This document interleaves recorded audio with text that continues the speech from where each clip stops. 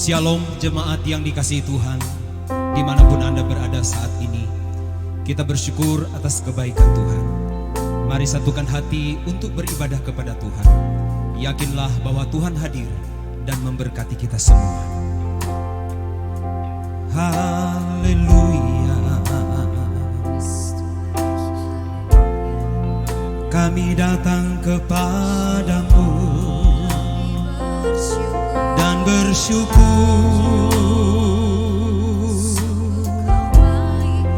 buat kebaikan-Mu Tuhan. Haleluya.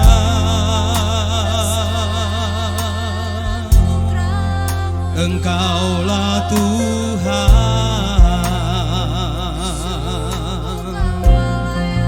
yang layak disembah.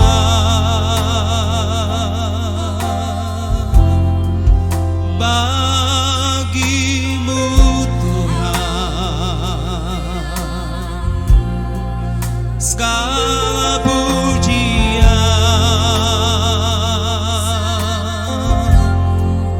hormat dan kemuliaan. Kau yang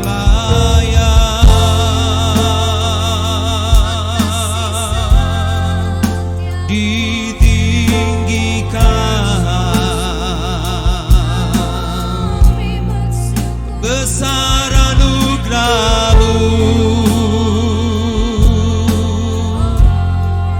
berlimpah kasih-Mu Tuhan. Kami bersyukur, terima kasih.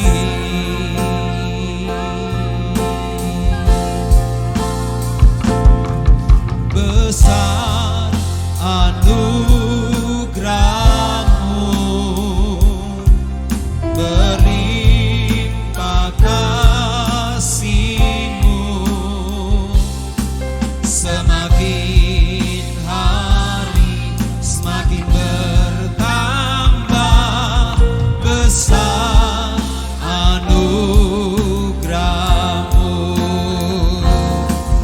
besar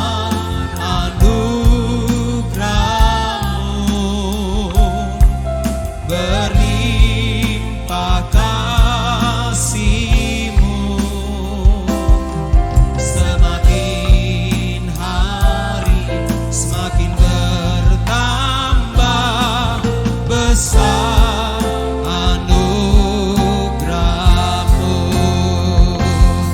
semakin hari semakin bertambah. Besar, besar, besar anugerah-Mu.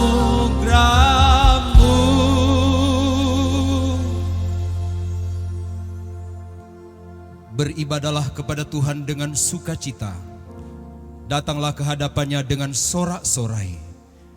Masuklah melalui pintu gerbangnya dengan nyanyian syukur, ke dalam pelatarannya dengan puji-pujian. Sesungguhnya pertolongan kita datangnya dari Tuhan Allah pencipta langit dan bumi, Allah yang tetap setia untuk selama-lamanya dan yang tidak pernah meninggalkan perbuatan tangannya. Turunlah atas jemaat semua berkat anugerah dari Allah Bapa, kasih karunia Tuhan Yesus Kristus, dan persekutuan di dalam kuasa Roh Kudus. Ya Tuhan Allah Bapa kami yang bertahta di dalam kerajaan surga, saat ini kami datang di hadapan-Mu, menaikkan pujian kami, syukur kami atas segala kasih dan kebaikan Tuhan yang telah Engkau buktikan di dalam setiap kehidupan kami umat-Mu. Dari hari ke hari Engkau telah menyatakan kuasa-Mu, pertolongan-Mu, dan penyertaan Tuhan yang begitu indah, nyata dan sempurna. Dan saat ini kami datang kepadamu, memberikan dan membawa persembahan kami yang terbaik kepada Tuhan. Puji-pujian kami, penyembahan kami, biar itu semua naik di hadapan-Mu dan menyukakan hati Bapa di surga. Kami percaya Tuhan hadir dan melawat kami di dalam ibadah kami pada saat ini. Dari awal sampai selesai kami boleh melihat dan kami boleh menikmati kehadiran Tuhan di tengah-tengah ibadah ini. Dari awal sampai selesai kami menyerahkan di dalam anugerah dan pertolongan Tuhan. Di dalam nama Bapa, Putra dan Roh Kudus. Di dalam nama Tuhan Yesus Kristus. Haleluya. Amin. Jemaat yang dikasihi Tuhan, mari kita lebih dalam lagi menyembah Tuhan. Mari bersyukur atas segala kasih dan kebaikan-Nya yang telah dinyatakan dalam setiap kehidupan kita. Haleluya. Ku bersyukur padamu Tuhan atas kasih-Mu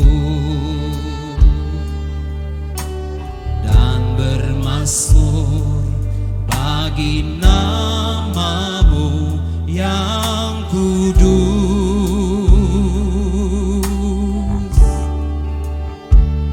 sebab Engkau kebenaranku, padamu ku percaya.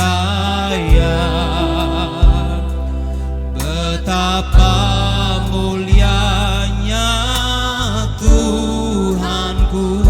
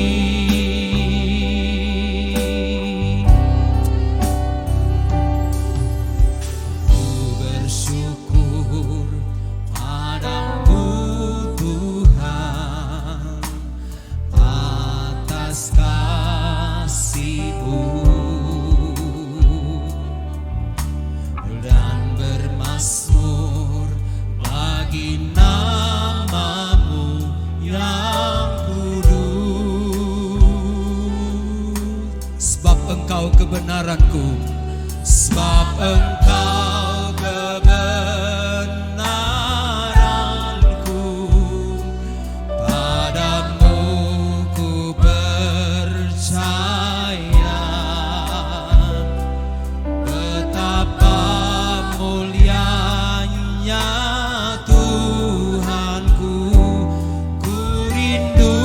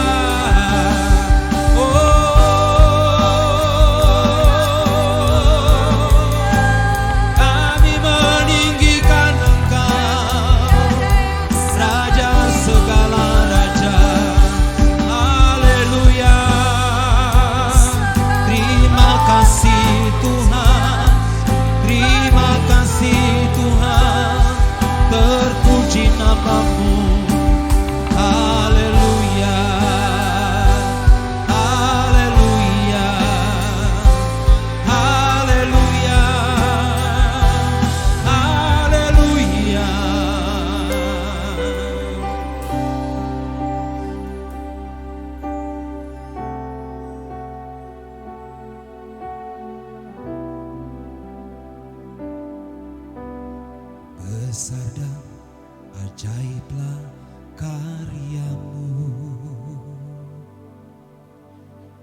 adil dan benarlah jalanmu,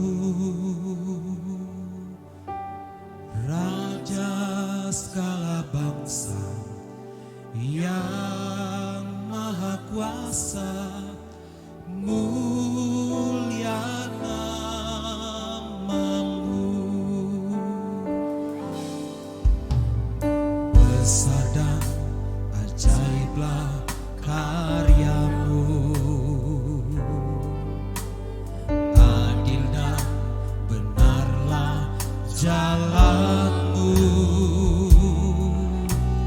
Raja segala bangsa yang maha kuasa, mulia namamu, layaklah segala bangsa sujud kepadamu,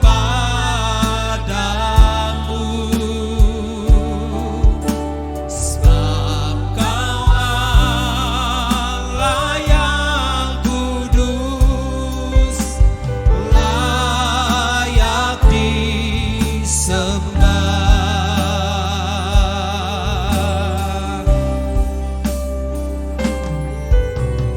Besar dan ajaiblah karyamu, adil dan benarlah jalanmu, Raja segala bangsa yang maha kuasa, mulia namamu, layaklah segala bangsa, layaklah segala bangsa sujud kepadamu,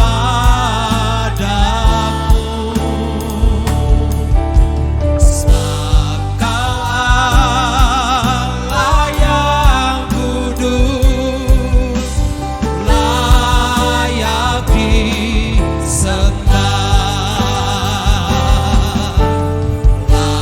Layaklah segala bangsa sujud kepadamu,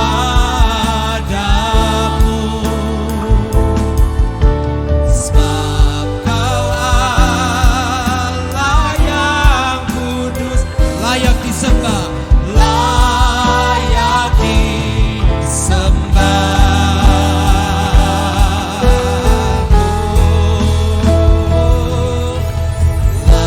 Layaklah segala bangsa sujud kepadamu,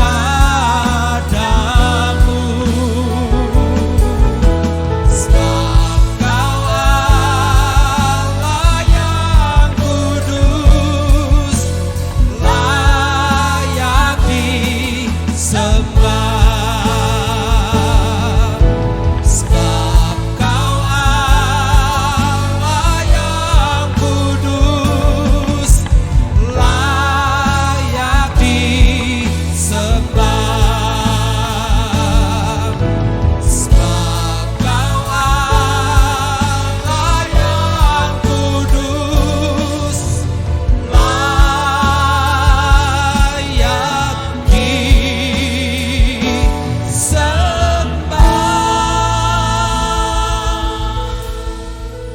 Engkau Tuhan di atas segala Tuhan, Engkau Raja di atas segala raja. Layak bagimu untuk terima segala pujian, hormat dan kemuliaan sampai selama-lamanya. Saat ini kami akan mendengarkan pesan-pesan Tuhan melalui kebenaran firman Tuhan. Kiranya Tuhan memakai dan mengurapi hamba-Mu yang Tuhan percayakan saat ini untuk menjadi saluran berkat bagi kami semua umat Tuhan di dalam menyampaikan kebenaran firman Tuhan.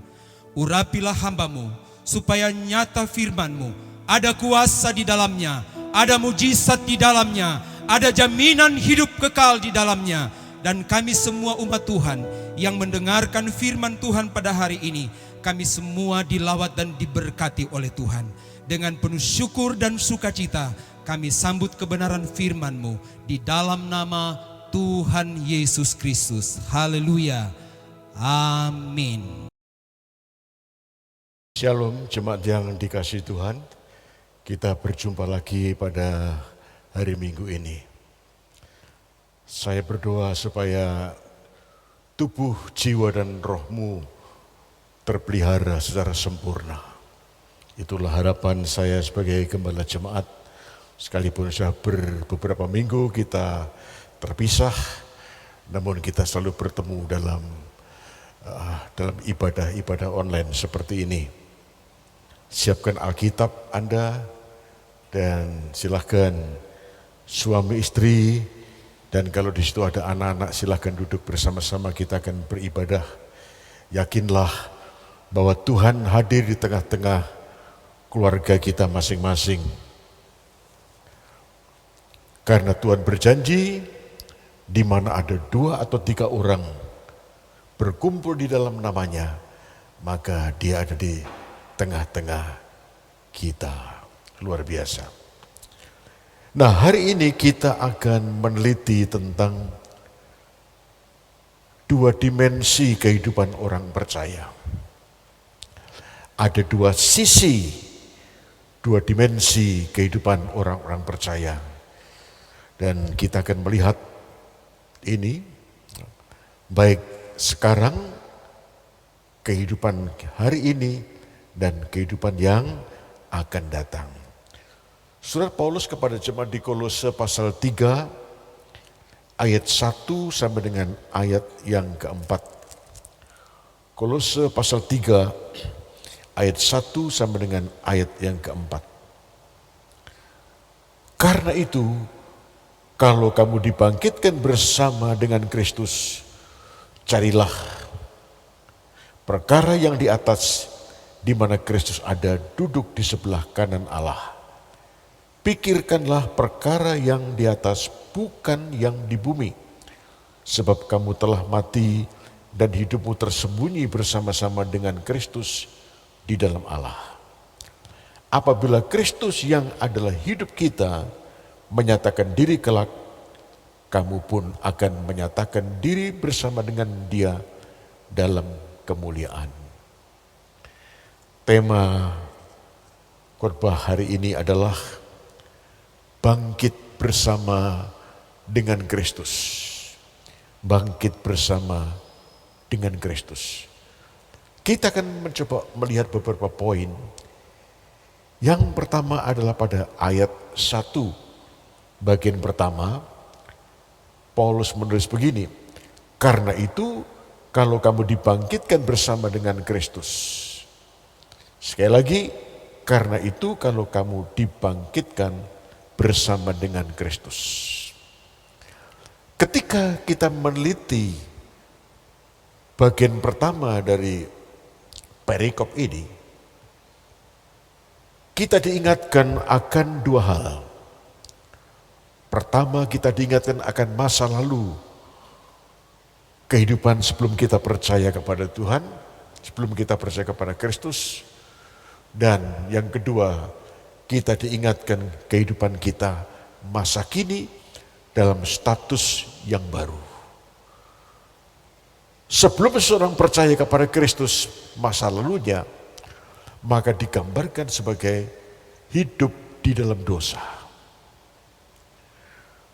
Dosa merupakan satu kekuatan, sebuah kekuatan yang begitu dahsyat. Sehingga manusia dengan segala kemampuannya tak akan bisa mampu melepaskan diri dari kekuasaan dosa itu. Dosa itu telah menguasai seluruh eksistensi kita, eksistensi manusia. Bukan hanya tubuhnya, tetapi jiwa dan rohnya. Kita menemukan bagaimana Paulus menulis satu daftar panjang tentang dosa itu dalam suratnya kepada jemaat di Roma Dan kita menemukan di sana bahwa dari kepala sampai pada bagian tubuh manusia yang paling bawah kaki, nggak ada yang utuh. Dosa begitu mengerikan.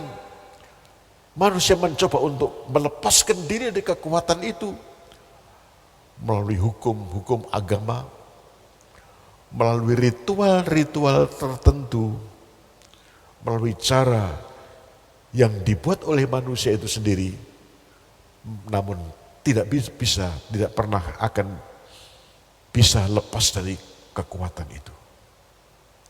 Itulah kehidupan masa lalu kita. Tetapi kita bersyukur hari ini kita sudah menjadi satu ciptaan yang baru. Maka Paulus mengatakan, kalau kamu dibangkitkan bersama dengan Kristus. Hari ini kita telah melihat, kita telah mengalami kelepasan. Kelepasan dari cengkeraman dosa. Sekali lagi bukan karena atau melalui kekuatan manusia dan cara-cara kita, tetapi melalui pengorbanan Kristus di atas kayu salib, melalui penderitaan kematian dan kebangkitan Kristus dari antara orang mati. Kematian dan kebangkitan Kristus inilah satu-satunya yang mampu untuk melepaskan kita dari cengkraman kekuatan dosa yang maha dahsyat itu. Sehingga menunjukkan hidup kita pada hari ini. Setelah kita percaya kepada Dia, bukannya kita dijadikan menjadi anak-anaknya saja. Kita dijadikan ciptaan yang baru. Yang lama sudah berlalu, yang baru itu sudah muncul, sudah terbit. Kita bersyukur untuk anugerah Tuhan. Itu berarti kita punya tujuan hidup yang baru, masa depan yang baru, dan hal-hal yang Tuhan janjikan kepada kita. Dan yang kedua, kita melihat apa yang harus kita kerjakan sebagai satu ciptaan yang baru. Sebagai orang-orang yang telah dibangkitkan bersama dengan Kristus, kita telah dilepaskan dari segala dosa dan kesalahan kita, menjadi ciptaan yang baru. Kita punya masa depan yang baru, tujuan hidup yang baru. Apa yang harus kerjakan? Ayat 1 bagian B dan ayat kedua menjelaskan kepada kita.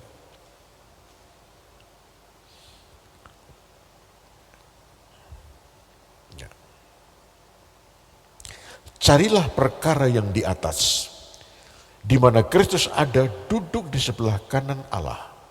Saya ulang, carilah perkara yang di atas, di mana Kristus ada duduk di sebelah kanan Allah. Pikirkanlah perkara yang di atas, bukan yang di bumi. Sebagai ciptaan yang baru, manusia yang sudah diperbarui, maka kita didorong untuk mencari hal-hal yang baru, hal-hal yang ada di atas. Pikirkanlah perkara-perkara di atas, di mana Kristus ada duduk di sebelah kanan Allah, dan bukan pada perkara-perkara di bumi ini. Ini tidak berarti bahwa kita harus membuang dunia ini. Kita mengurung diri kita, lalu menarik diri dari seluruh aktivitas kita di dunia ini, lalu merenung-renung, mencari hal-hal yang bersifat surgawi, hal-hal yang kekal. Bukan. Kita harus tetap beraktivitas, menjalankan tugas panggilan kita di tengah-tengah masyarakat sehari-hari. Sebagai suami, jadilah suami yang baik. Sebagai istri, jadilah istri yang baik. Sebagai anak-anak, jadilah anak-anak yang baik. Jalankan panggilan Anda sebagai suami untuk mengerjakan sesuatu, untuk membangun keluarga. Jalankan panggilan Anda sebagai istri untuk menjadi penolong bagi suami. Anak-anak juga menjalankan panggilannya, studi dengan baik, sekolah dengan baik, dan seterusnya. Mencari perkara yang di atas, memikirkan perkara-perkara di atas di mana Kristus ada, bukan perkara di bumi. Sekali lagi, ini tidak berarti kita membuang dunia ini. Kita tinggalkan dunia ini. Tidak sama sekali. Tetapi artinya adalah bahwa semua kegiatan kita, aktivitas-aktivitas kita, ketika kita bekerja, menjalankan profesi kita, ya, apapun yang kita kerjakan, maka semua harus diorientasikan kepada kekekalan. Semua harus dilatar belakangi oleh kekekalan. Ketika Anda bisnis, bekerja dalam profesi tertentu, maka lakukan pekerjaan Anda dengan baik. Alkitab mengatakan, menulis, mendorong kita, apa yang kita kerjakan, biarlah kita kerjakan bukan seperti untuk manusia, tapi kita kerjakan seperti untuk Tuhan. Artinya, apapun yang menjadi tanggung jawab kita di tengah-tengah masyarakat ini, di tengah-tengah keluarga ini, kita harus menjalankan sebaik seperti apa yang kita lakukan untuk Tuhan. Itu yang dimaksudkan. Pikirkanlah perkara yang di atas. Orientasi kita harus pada kekekalan. Alkitab menulis di mana Kristus ada dan duduk di sebelah kanan Allah. Artinya bahwa hidup kita ini punya standar. Dan standarnya adalah kebenaran. Yohanes menuliskan, kuduskanlah mereka ya Tuhan dengan kebenaran, dan firman-Mu adalah kebenaran. Itu berarti apapun, apa saja yang kita lakukan di bumi ini, sebagai pengusaha, sebagai pekerja, sebagai hamba Tuhan, sebagai mahasiswa, sebagai pedagang, apapun juga, kita harus distandarkan, kita punya standar. Dan standarnya adalah kebenaran. Itu berarti kita harus menolak segala sesuatu yang tidak ada unsur kebenarannya. Kita melihat kehidupan Kristen itu punya standar. Alkitab mengajar bahwa lebih baik memberi daripada menerima. Lebih baik kita melayani daripada memperoleh kekuasaan. Dan itulah yang harus kita kerjakan. Segala sesuatu sekali lagi yang kita kerjakan, yang berada di luar kebenaran, kita harus menolaknya. Kita lihat hari ini, suasana pandemi ini memang menyusahkan banyak orang. Tetapi ini juga memberikan keuntungan untuk orang-orang tertentu. Misalnya, menimbun sembako misalnya. Dengan perhitungan, kan pandemi ini masih lama. Kalau saya jual sembako ini hari ini ya harganya biasa-biasa. Mungkin naik tapi kenaikannya enggak seberapa. Mungkin pandemi ini masih lama. Coronavirus masih lama. Lalu kemudian kita pikir gimana kalau saya menimbun bahan pokok. Untuk 3 bulan, 4 bulan kemudian. Pasti dihitung, dikalkulasi ada kenaikan harga. Mendapatkan keuntungan. Nah kita orang-orang percaya, Bukan hanya tujuannya yang diperhatikan, tetapi cara-cara untuk mendapatkan, untuk mencapai tujuan, itu yang harus diperhatikan. Kita mendapatkan 3-4 bulan kemudian, ketika kita membuang atau menjual apa yang kita timbul, kita mendapat keuntungan. Tetapi apakah itu sesuai dengan etika Kristen? Ya. Apakah itu yang disebut dengan kebenaran, sesuai dengan kebenaran? Alkitab mengatakan, berbahagialah orang yang menjual gandum daripada yang menimbun gandum. Nah, saya kirakan Anda sebagai seorang yang dewasa, kita mengerti, seperti kita bisa membedakan antara tangan kiri dan tangan kanan. Dan saya kira Anda juga bisa mengerti mana yang salah, mana yang benar. Mana yang tidak sesuai dan mana yang sesuai dengan kehendak Tuhan. Nah itulah yang harus kita pikirkan. Kita tidak hanya berpikir tentang bagaimana mengumpulkan, memperkaya diri sendiri, tetapi bagaimana kita memikirkan bagaimana orang lain berhasil, bagaimana orang lain sukses. Kita bukannya menuntut orang memberi perhatian pada kita, orang mengasihi kita, tapi Alkitab mengajarkan kasihlah, ya, mengasihi orang lain, memperhatikan orang, memberi, gitu, lebih berkat daripada menerima. Itu yang disebut dengan yang Paulus katakan, mencari hal-hal yang utama, mencari perkara-perkara di atas di mana Kristus ada dan duduk di sebelah kanan Allah.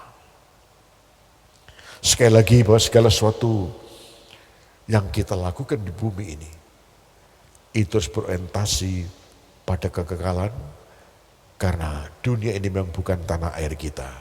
Mari kita melihat Ibrani 11 ayat 14 dan ayat 16. Ibrani pasal 11 ayat 14 dan 16. Sebab mereka yang berkata demikian menyatakan bahwa mereka dengan rindu mencari suatu tanah air. 16. Tetapi sekarang mereka merindukan tanah air yang lebih baik, yaitu satu tanah air sorgawi. Sebab itu Allah tidak malu disebut Allah mereka, karena ia telah mempersiapkan sebuah kota bagi mereka. Inilah kerinduan dari orang-orang beriman pada abad-abad yang lampau. Mereka menyadari bahwa dunia ini bukan tanah airnya. Mereka merindukan akan sebuah tanah air yang lebih baik. Mereka adalah orang-orang yang sekedar menumpang di dunia ini. Biarlah pengertian ini juga ada pada kita. Kita disadarkan juga melalui teks kita pada hari ini, bahwa dunia ini bukan tanah air kita. Bukan tempat kita yang permanen. Kita hanya sementara aja di sini, dan Tuhan telah menyediakan sebuah tanah air yang baik, yang lebih baik. Itulah sebabnya sementara Tuhan izinkan, perkenankan untuk menjalani kehidupan sementara ini. Marilah kita menjalani dengan benar dan menjalankan etika Kristen, etika kebenaran dalam kehidupan kita. Sehingga hidup kita bisa menjadi berkat bagi orang lain. Hidup orang-orang percaya tidak boleh menjadi bagian dari masalah. Tetapi hidup orang percaya harus menjadi bagian dari memberikan solusi kepada di tengah-tengah masalah. Apakah itu di tengah-tengah masyarakat dan di tengah-tengah bangsa kita. Itulah yang perlu kita pikirkan, yang disebut dengan perkara-perkara yang di atas. Yang ketiga, kita akan melihat hidup yang tersembunyi. Hidup yang tersembunyi. Ayat 3. Sebab kamu telah mati dan hidupmu tersembunyi bersama dengan Kristus di dalam Allah. Dunia tidak dapat memahami kehidupan Kristen. Karena hidup kita tersembunyi di dalam Allah katanya. Misalnya, Alkitab mengajar, kalau musuhmu lapar, beri dia makan. Kalau orang memerintahkan kamu berjalan 1 mil, berjalanlah 2 mil. Kalau orang menggendaki jubahmu, beri pakaianmu. Kalau pipi kirimu ditampar, beri pipi kananmu. Kalau musuhmu lapar, beri makan. Haus, beri dia minum. Jangan membalas kejahatan dengan kejahatan, tetapi balas kejahatan dengan kebaikan. Inilah warna dari hidup Kristen. Sehingga ketika orang percaya menampilkan kehidupan kita di tengah-tengah dunia yang berdosa seperti ini, dengan penampilan, dengan style, dengan lifestyle yang seperti itu, dengan gaya hidup yang seperti itu, dunia heran, kok bisa gitu. Dunia selalu konsepnya membalas kejahatan dengan kejahatan. Hidup kita beda. Konsep hidup kita, cara dan gaya hidup kita berbeda. Kenapa? Hidup tersembunyi. Paulus berkata, hidupku bukan aku lagi, tetapi Kristus yang hidup di dalam aku. Saya kira ucapan seperti ini bukan diucapkan oleh Paulus saja, tapi ini juga menjadi satu statement, menjadi pernyataan kita bahwa hidupku kini bukan aku lagi, tapi Kristuslah yang hidup di dalam aku. Sesuatu yang tak dapat dipahami, yang tersembunyi bagi mata dunia ini. Mereka mikir ini orang Kristen kok aneh hidupnya seperti itu. Ya. Tapi inilah Alkitab mengajarkan kepada kita. Hidup yang tersembunyi di dalam Kristus. Tapi jangan lupa, itu belum selesai.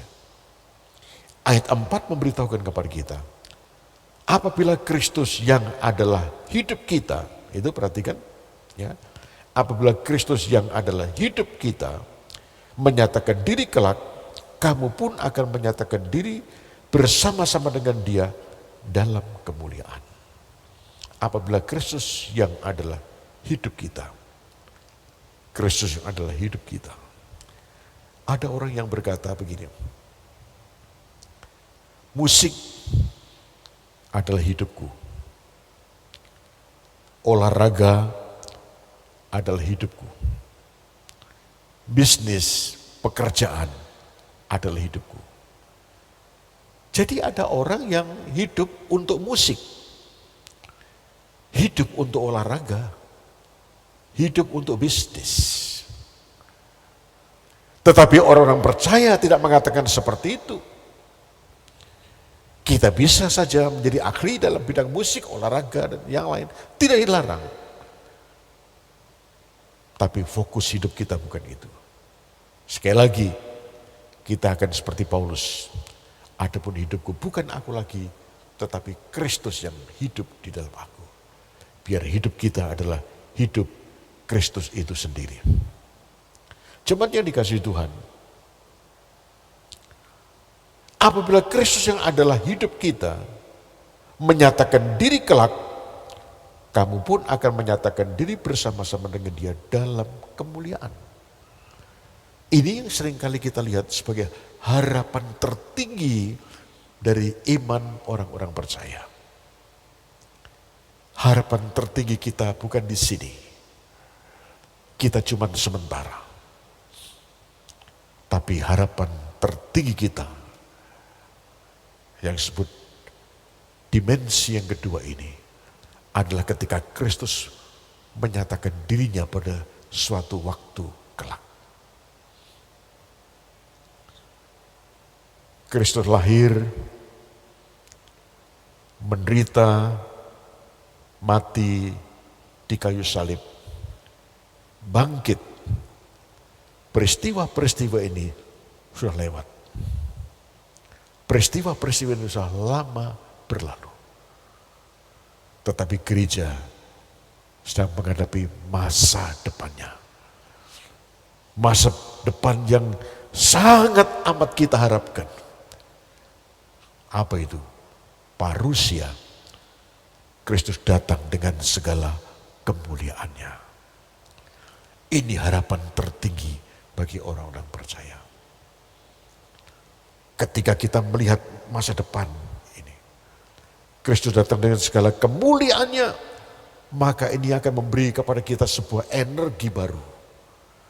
Memberi pada kita sebuah kekuatan untuk bertahan dalam peperangan, bertahan dalam kesulitan hari-hari ini.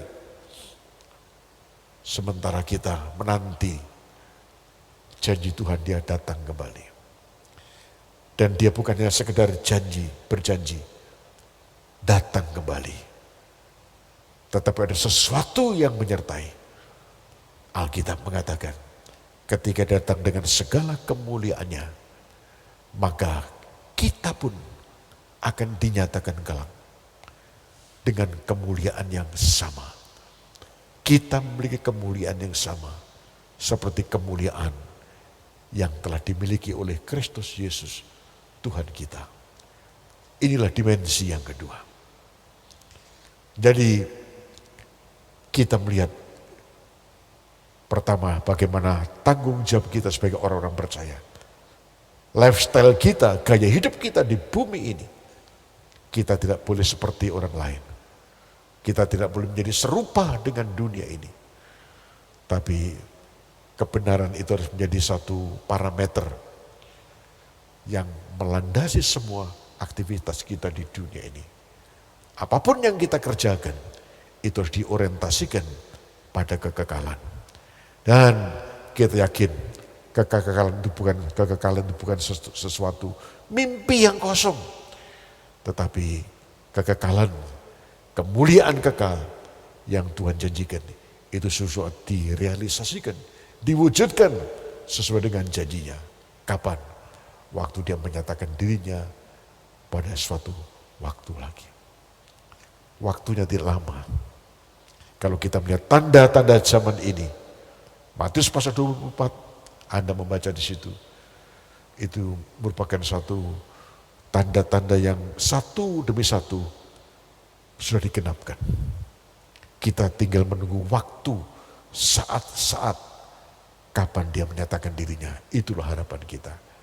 Sekali lagi sebab itu, harapan kita untuk menyongsong kedatangan Tuhan. Sehingga kita juga dinyatakan memperoleh kemuliaan yang kekal itu. Kemuliaan yang tiada taranya itu. Maka ini akan memberi pada kita satu kekuatan untuk terus berjuang, melakukan kehendak Tuhan dengan tidak menyimpang ke kiri dan ke kanan. Terus setia dan setia sampai pada akhirnya. Amin. Jalanmu tak terselami oleh setiap hati kami, namun satu hal ku percaya, ada rencana yang indah, tiada terduga kasih-Mu. Heran dan besar bagiku. Heran dan besar bagiku. Arti kehadiran-Mu selalu nyata di dalam hidupku. Penyertaan-Mu sempurna, rancangan-Mu penuh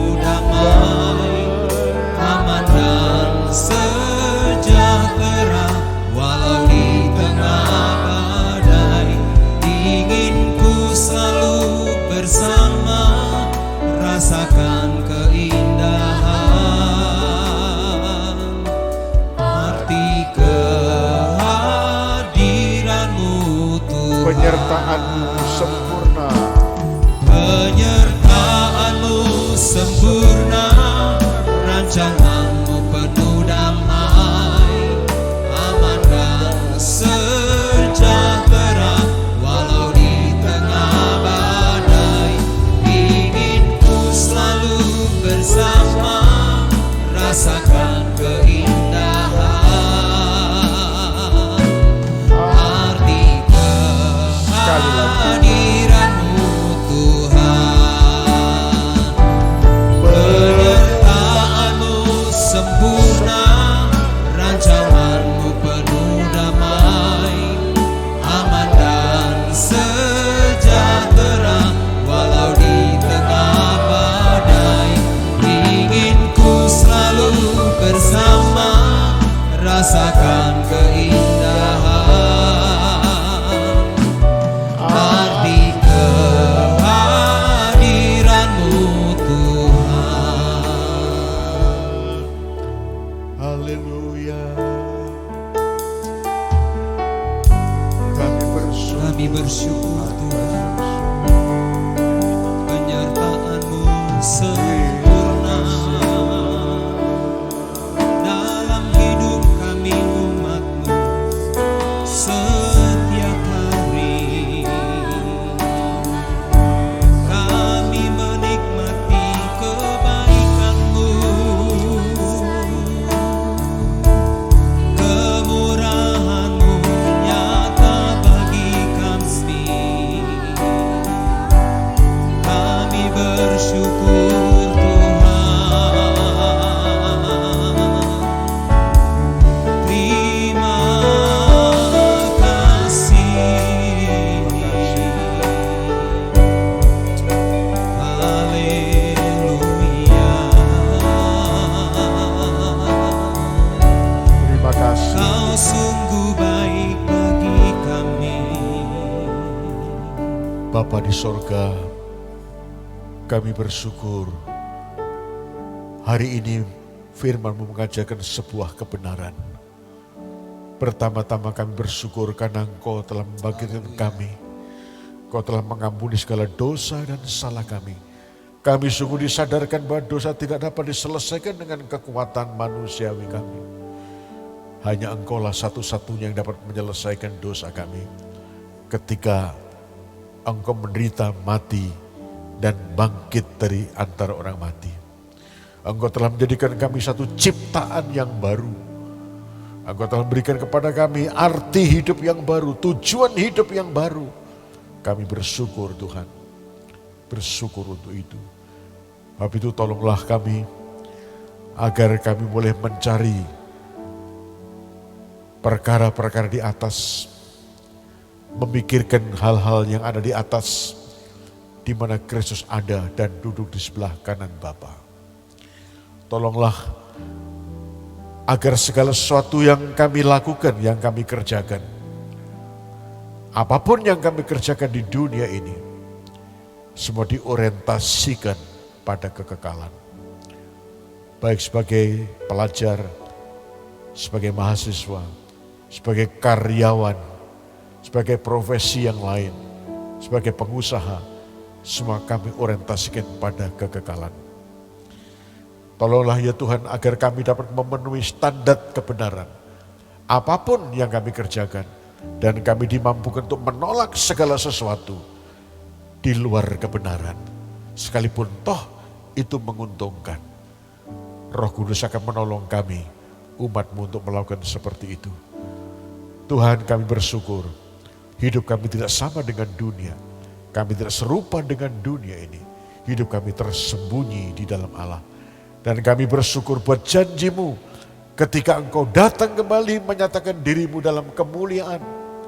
Maka kami umat-Mu yang telah Kau tebus dengan darah-Mu. Melalui kebangkitan-Mu Tuhan.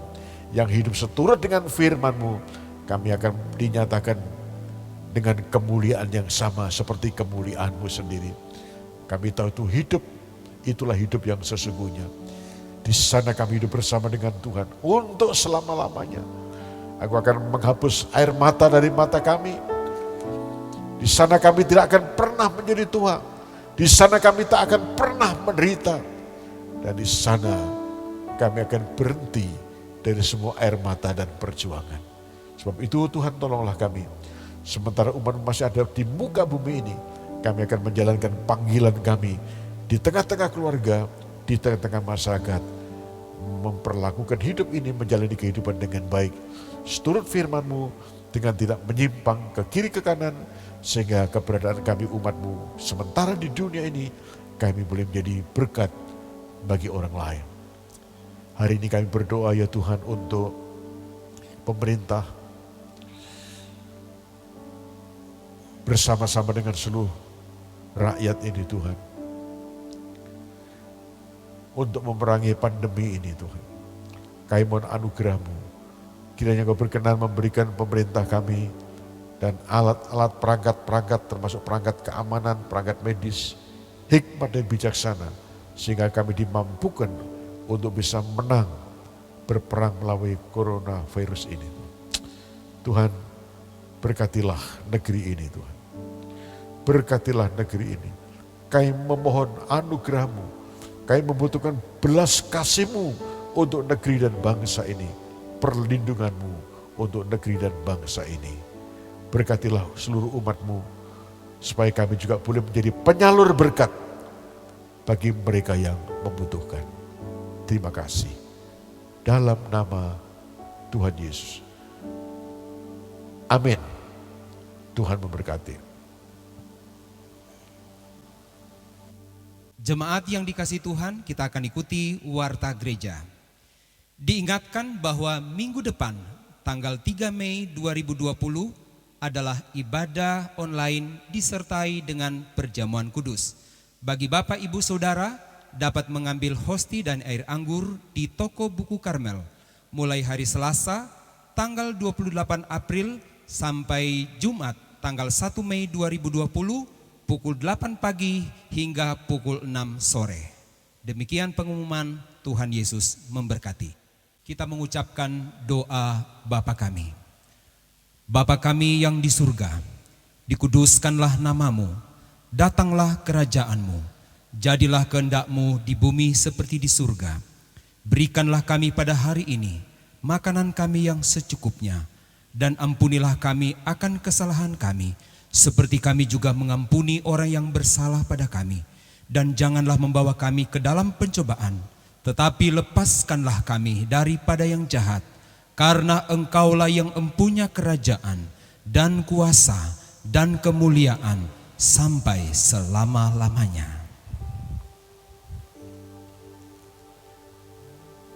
Bapa di surga, sementara kami mengisolasi diri di rumah masing-masing, Tuhan terus memberikan penghiburan dan kekuatan dan memberkati seluruh jemaat. Tetap bersuka cita dan banyak berdoa, dan kami akan melihat anugerah berkat Tuhan dan pertolongan Tuhan. Jemaat yang dikasihi Tuhan, sekarang terimalah berkat-berkat Tuhan dengan iman. Tuhan memberkati engkau dan melindungi engkau. Tuhan menyinari engkau dengan wajah-Nya, memberi kasih karunia. Tuhan menghadapkan wajah-Nya kepadamu dan memberi engkau damai sejahtera dalam nama Tuhan Yesus. Segala kemuliaan hanya bagi Tuhan. Segala hormat hanya bagi Tuhan. Kuasa dan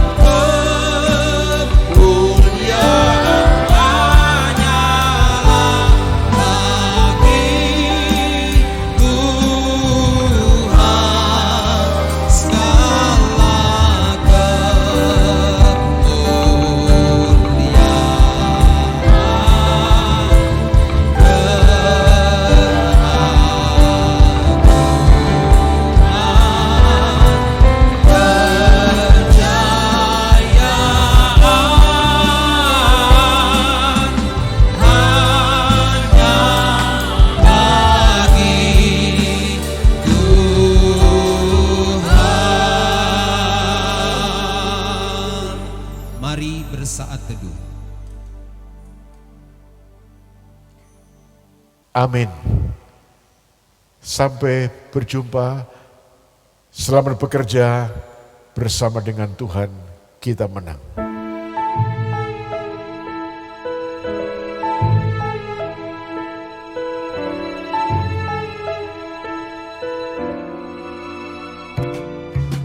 Demi sang negeri, kau pertaruhkan nyawamu. Demi sang bangsa, kau relakan hidupmu. Tanpa sayap, tanpa senjata, kau pahlawan, ibu pertiwi. Tak pernah takut melangkah, agar negeri tersenyum kembali. Tak pernah lelah berjuang, tanah air bangkit kembali. Kau anugerah untuk Indonesia.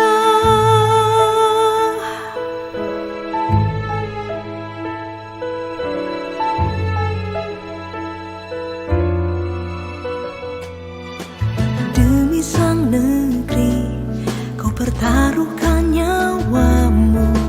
Demi sang bangsa, kau relakan hidupmu. Tanpa sayap, tanpa senjata, kau pahlawan, ibu pertiwi. Tak pernah takut melangkah, agar negeri tersenyum kembali. Tak pernah lelah berjuang, tanah air bangkit kembali. Kau